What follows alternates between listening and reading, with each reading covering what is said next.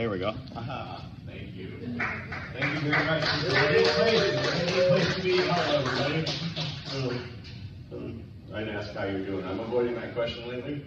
You ever like, you have a month where you're like, oh, if I ask somebody how they're doing, they're going to turn around and ask me how I'm doing, and I don't have a filter, right?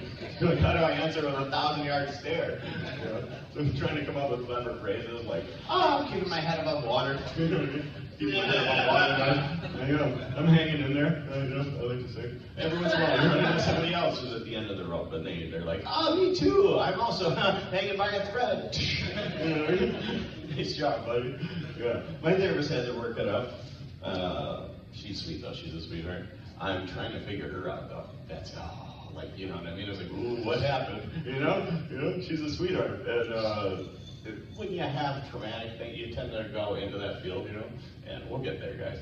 I'll figure it out. It's been like a year. Try me in an elevator with somebody, you know, I'll find out about you. You know what I mean? I can't help myself, guys. I can't help myself. I like talking to strangers. Well. Speaking of which, I also love a good eavesdrop. You guys like to eavesdrop? Yeah, you're not doing anything. The people are talking to you. You just kind of know what they're talking about. I don't know. I'm bored. I don't know. I'm not neurotypical. Does it present? You guys pay taxes? Thank you. I just moved out of my Section 8 mental illness apartment. Yeah. And into an unfinished basement. Not to brag, hold your applause. All right. My puppy has a yard now, so that's nice. The cutest puppy you've ever seen. I won't start talking about him. I won't stop talking about his face. It's like, he's a Shar-Pei pug, so he has like double squish face stuff. He snores like an adult 350-pound man. I love him so much. He has a mutated right paw, so like we're both damaged. Anyway, I got her for one of the movers. Yeah, the state helped me move. Not this time. Not this time.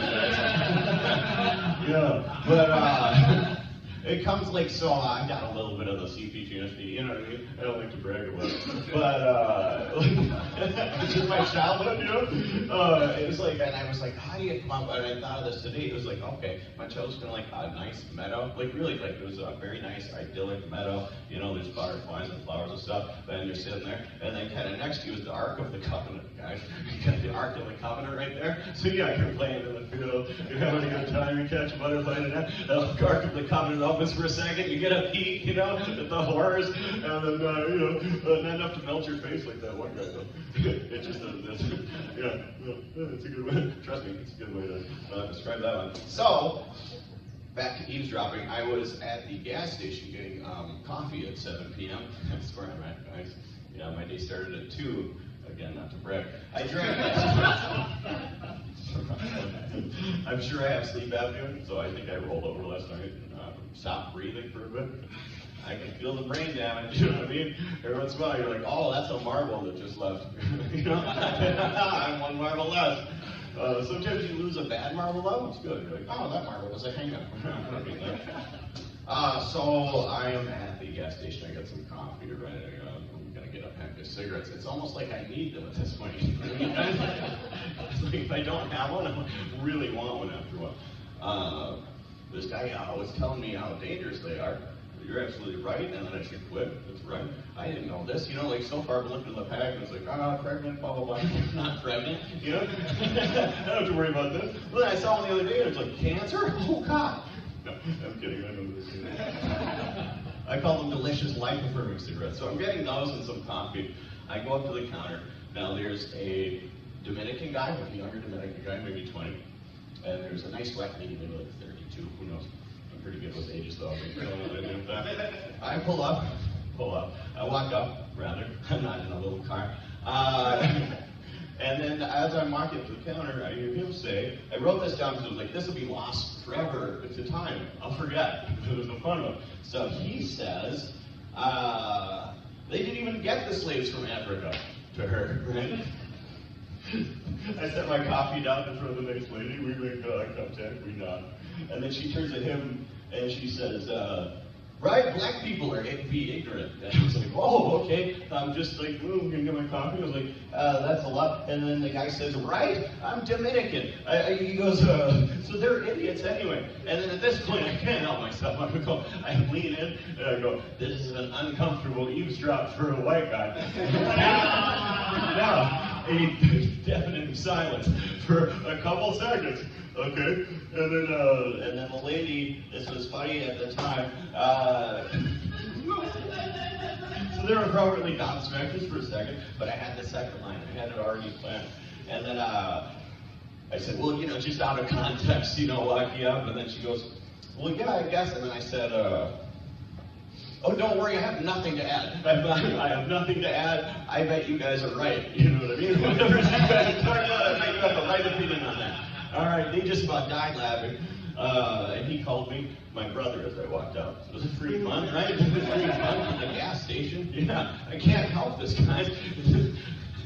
How much time do I have left?